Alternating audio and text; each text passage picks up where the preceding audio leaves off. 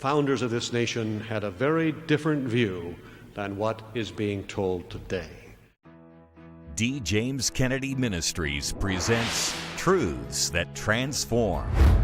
Did you know that unelected judges are using the idea of a so-called living constitution to make their own laws? The greatest virtue of a written constitution is that it is written. With the Constitution under attack and the nation divided, what is the role of Christians? When a government seeks to supplant God, the Christian response should be to seek cultural renewal and legal reform. We'll take a look at the battle for our nation's soul on today's Truths That Transform. This is Truths That Transform.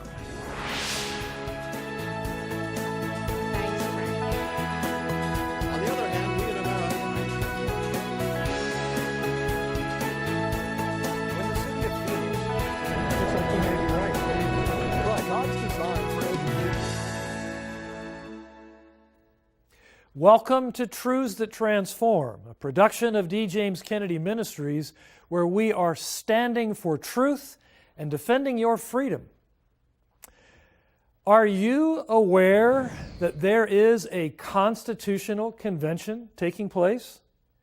It is redrawing our Constitution according to progressive principles without the input of we, the people. That constitutional convention is occurring almost daily within the American judiciary. And with dozens of federal judgeships still at stake, the final direction of this constitutional convention will be determined in November when our nation goes to the polls. The need for Christians to be engaged has never been greater. And on today's program, you will learn more about the illegitimate rewriting of the Constitution. You will discover what God's mandate is for your own participation in the political process. And we will update you on a revolutionary new training program that's sending Christians into the halls of power. As we begin, I had the chance to sit down and talk with Dr. Bruce Ashford, who is Provost and Professor of Theology and Culture at Southeastern Baptist Theological Seminary. He's written a book called Letters to an American Christian, and we discussed the relationship between Christianity and politics. Dr. Kennedy used an expression once that the church was established by Jesus to run like a train on two rails. One rail was the cultural mandate found in Genesis 1:28, that we are to subdue the earth and have dominion over it and rule in God's place. And the other rail, of course, is the Great Commission. We're to go and preach the gospel to every creature, to make disciples of all nations and bear witness to Christ. One of those rails, though, has eternal implications, doesn't it? And one of them, temporal implications. But why should we not neglect the temporal just because the other is eternal? Yeah, so Dr. Kennedy was incorrigibly wise and perceptive, and I love the two-track analogy. I view the cultural mandate as a pre-sin or a pre-fall Great Commission, that what the Lord wanted from us, if sin had never happened, He wanted us to be fruitful and multiply, and to bring under submission all things in this world, and spread His glory across the face of the earth by doing that. Now, because sin was introduced, and then because salvation was introduced in light of sin, we have added to the cultural mandate also the Great Commission. I think both of them have eternal and temporal implications, and so redemption plays out on a creational stage, right? And so redemption, I think many Christians tend to view redemption as something that sort of hovers on its own, cut off from creational realities. And the point of it is that it doesn't. Everything redemptive plays out on a creational stage. And so for that reason, the cultural mandate still matters because it's a subtext for everything that we do redemptively. Mm-hmm. I think our goal as Christians, evangelical Christians in the United States, is try to help bring the United States into a missionary encounter with the gospel. And I think the most rewarding arena for doing that is politics and public life. And why in the world would we not want the Supreme Lord of the universe, our Lord Jesus Christ, for His saving works and word to be brought into politics and public life? Even the Great Commission itself in Matthew chapter 28, Jesus said, "All authority in heaven and earth has been given to me. Go therefore and make disciples of all nations, baptizing them in the name of the Father, Son, and Holy Spirit, and teaching them to obey everything I have commanded you." So the Great Commission even subsumes the cultural mandate. It does, and even that first phrase, "all authority has been given to me in heaven and on earth," the heaven and earth phrase throws us back to the Genesis account immediately. Jesus was saying, my lordship is as wide as creation. And if His lordship is as wide as creation, it is as wide as culture, and it is as wide as every aspect and every moment of our lives. Abraham Kuyper wrote extensively about the idea of sphere sovereignty. The idea of spheres implies a limitation. Government is one of those spheres. Government has exceeded the boundaries of its legitimate authority. What are the implications for a government that knows no bounds? So when God created the heavens and the earth, we learned that He created different kinds of animals, different kinds of vegetation, for example. But He also created different kinds of culture: art, science, politics, education. And each of these spheres of culture has its own center, its own reason for existence, but also its own boundaries. And when one of these spheres tries to take over the other spheres, it's deifying itself. And when the state does that, it's especially dangerous. So what does it look like when a government exceeds the boundaries of its legitimate authority? That authority has been given to it by God. What does it look like when a government exceeds God's boundaries? Sometimes the government becomes like a giant octopus, as Abraham Kuyper put it, that it gets its tentacles in everything. The government exists for one purpose, and that is to bring justice to the individuals and communities under its purview. And so it brings provides minimal conditions of order, and protects people from violence, and serves as an umpire sometimes when there's fights between the spheres. But when it goes beyond that, it has made itself into a god, and it's gotten outside of its area of expertise, and that's never going to go well. As Dr. Ashford explained, God created different spheres of influence, each with their own structure of authority, all under God. But in our day, the state has forcefully thrust itself into all the other spheres, growing increasingly powerful and controlling as it does. Dr. D. James Kennedy saw this happening and spoke powerfully about it. His daughter and my very good friend, Jennifer Kennedy Cassidy, joins me now. Jennifer, many people say Christians should just stay out of politics, but your dad saw that as a ploy, didn't he? Yes, he did. He saw it as an effort to silence Christians. My father understood that there was a rigged game being set up to silence and marginalize Christians. Christians have been told that politics and religion are supposed to be separate from each other, and even many Christians have foolishly gone along with that notion. And at the same time, the far left has framed literally everything from the design of the family to the locker rooms our children and grandchildren use at school to be political. By intruding the state into everything and making everything political, the secularists have sought to confine Christianity to within the four walls of the home and the church building. My dad saw through it and boldly encouraged Christians to be involved in the political process because Christ is Lord of all. Here's my dad, Dr. D. James Kennedy, with an important excerpt from his classic message, The Bible and Politics. The Bible and Politics. Probably never in my lifetime, and not in yours, has there been such a controversy and furor of concern about the relationship of religion and politics. Hardly a week has gone by for the past year when we haven't heard something about it in the media. And I believe that the cause of all of this controversy has been that in the last decade or two, in particular, the government in this country has been expanding the parameters of its interest and concern until now it has included within the borders of its own legislative and judicial enactments matters that at one time, for hundreds of years, in fact, were considered to be merely in the realm of morality or spirituality. And an attempt is being made concurrently with that expansion of government control to silence the religious protest. I speak, of course, of the religion of secular humanism, which, of course, has indeed declared a full-scale war on Christianity in America. Well, what does the Bible say about our responsibility as citizens in this country and about government? Of course, Jesus Christ declared that we were to render unto Caesar the things that are Caesar's and unto God the things that are God's.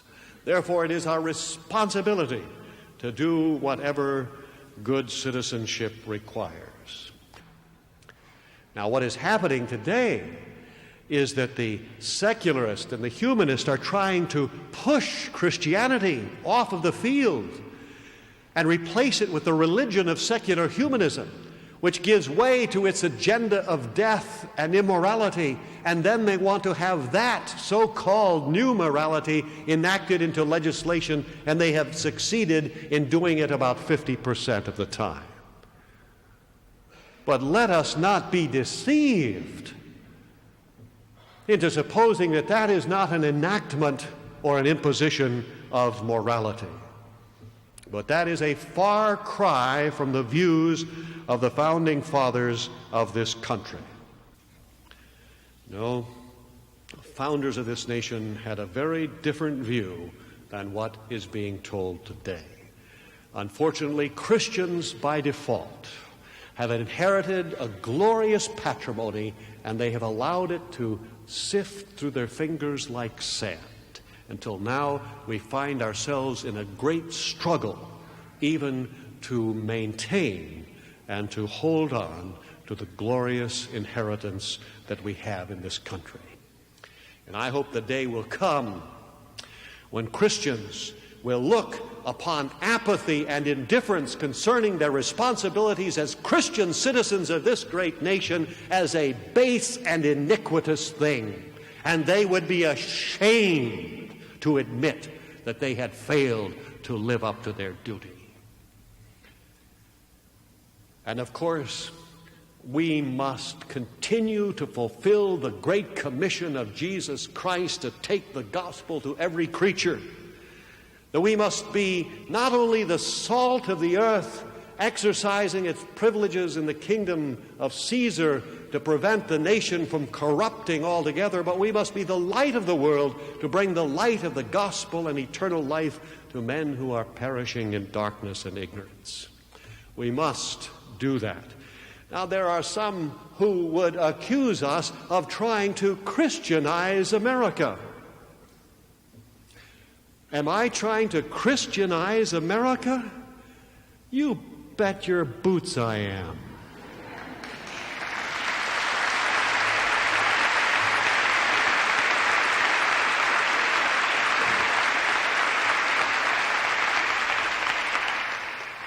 What was the last commandment that Jesus Christ gave to the church? Go into all the world and make disciples of all nations. That, my friends, is our high and glorious calling. By the grace of God, may we do it. Dr. Kennedy spoke about the religion of secular humanism, a religion that has sought to crowd out all other religions in the marketplace of ideas. Its proponents have been wildly successful in the courts, as they have systematically driven prayer, the Bible, and Christian speech from schools, government institutions, and many public places. Unelected judges are essentially rewriting our founding documents and completely upending the First Amendment. How is it that we have a virtual constitutional convention taking place in our judiciary? And what can we do about it? Our own Dr. Jerry Newcomb takes a look. It was a drama-packed news day today, courtesy of Supreme Court Justice Anthony Kennedy. Kennedy announced his retirement from the Supreme Court this afternoon. Is this potentially the end of Roe v. Wade? We're looking at a destruction of the Constitution of the United States, as far as I can tell, based on all of the folks that he's been appointing thus far for lifetime appointments. Why is a change on the Supreme Court suddenly ground zero in the culture wars? Some critics argue because our lives in America are virtually governed by the Supreme Court. But is that what the founders intended? We certainly have a runaway judiciary. They are now making decisions that have no conceivable relationship to the Constitution. What they didn't intend was for, again, a group of unelected judges to be able to make up what they thought the Constitution should have been. It's not supposed to be a constitutional convention every time the Supreme Court sits. It's supposed to be interpreting the document that we have. We have to return to the Constitution. What does the Constitution say? Judicial activism is the problem, where judges make laws from the bench rather than simply adjudicating. Judicial activism has become so common in America in the last few decades that we have become virtually oblivious to it. But it was through this means, for example, that school prayer, in place before we even became a country, was suddenly declared unconstitutional. You have judicial activists in so many areas around the country, and they're making law from the bench rather than just calling it like an umpire, as Chief Justice Roberts said during his confirmation. That's exactly the way it's supposed to be, but it's not in so many cases. I remember I was arguing a case defending the tradition of public invocations, and the ACLU attorney on the other side was trying to stamp out this practice at city councils in that case. And they stood before the judges and they said, Your Honor, the mention of Jesus in a public prayer is precisely the kind of evil that the Establishment Clause was created to prevent.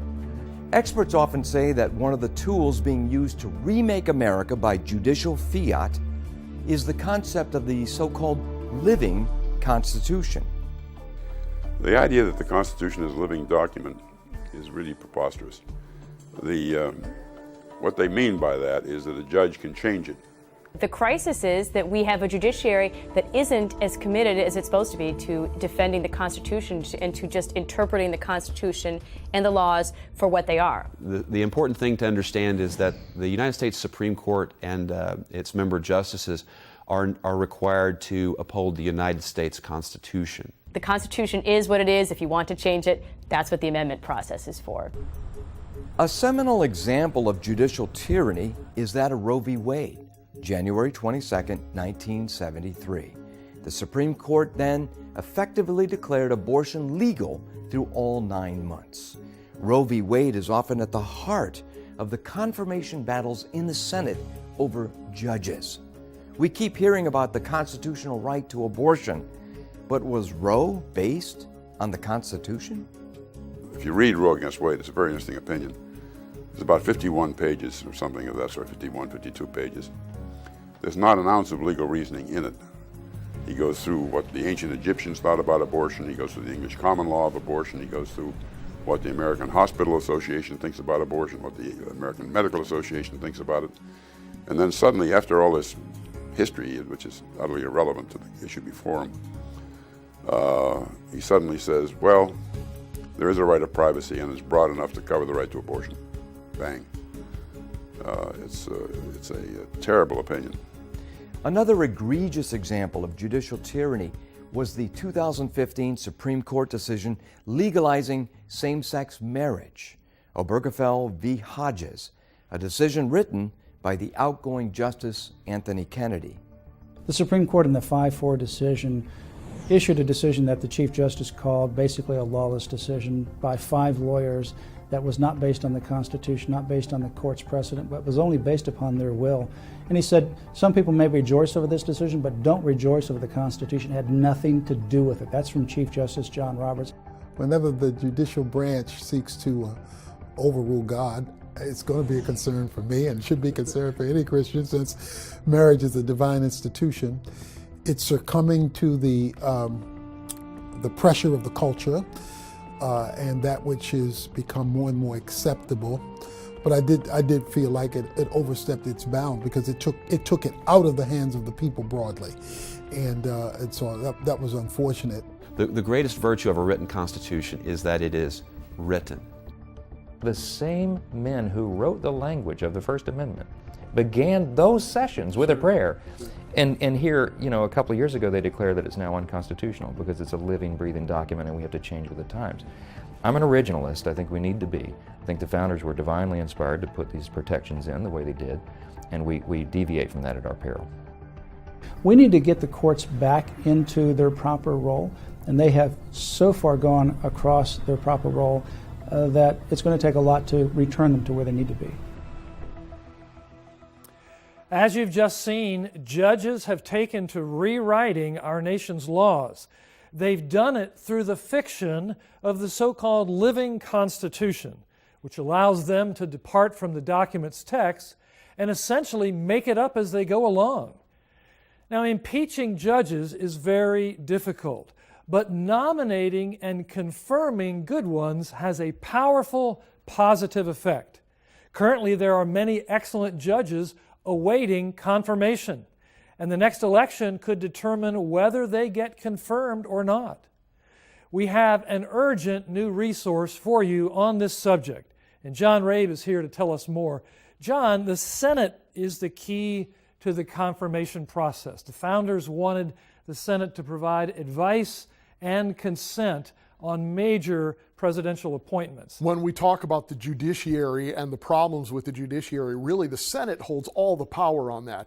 There have been so many good judges that have been nominated, and several of them have been confirmed, Neil Gorsuch to the Supreme Court being one sterling example, but there are many that are still awaiting confirmation. The upcoming election is going to be a huge issue when it comes to the composition of the Senate and what they get done. And people, I don't think, realize that the vice president holds particular power over the Senate.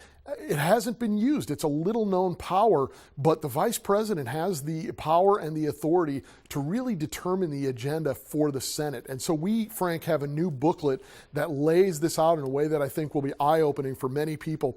It's this new booklet called Change the Senate, Change America by the Honorable John Hostetler.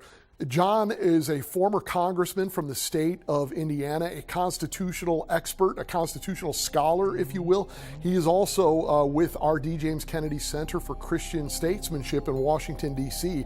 And John Hostetler goes through using the constitutional text and explains how the vice president has the power to shape and guide the agenda of the Senate, a power that has been little used and that needs to be used to get these judicial confirmations through. Very good. And we'll be happy to send you this fascinating new booklet by former Congressman John Hostetler, Change the Senate and Change America, as our thanks for your generous donation to the ongoing work of this ministry. Simply write to us at D. James Kennedy Ministries, Box 11154, Fort Lauderdale, Florida, 33339. Or call toll-free 877-962-7677. Or go online to djkm.org.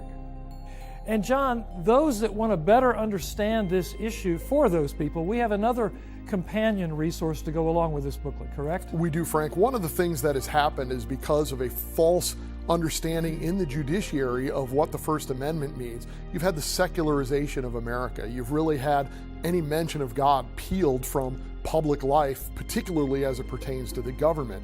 Well, Dr. Kennedy delivered one of his most important messages. It's called America's Greatest Hero. And in that message, he shows how integral Christianity and how integral God's providence was to the founding of America. And he takes it all the way back through history to show how step by step God was opening the way for this American experiment in which Christianity would flourish and be sent around the world from the American continent. And that's a heritage that we dare not lose.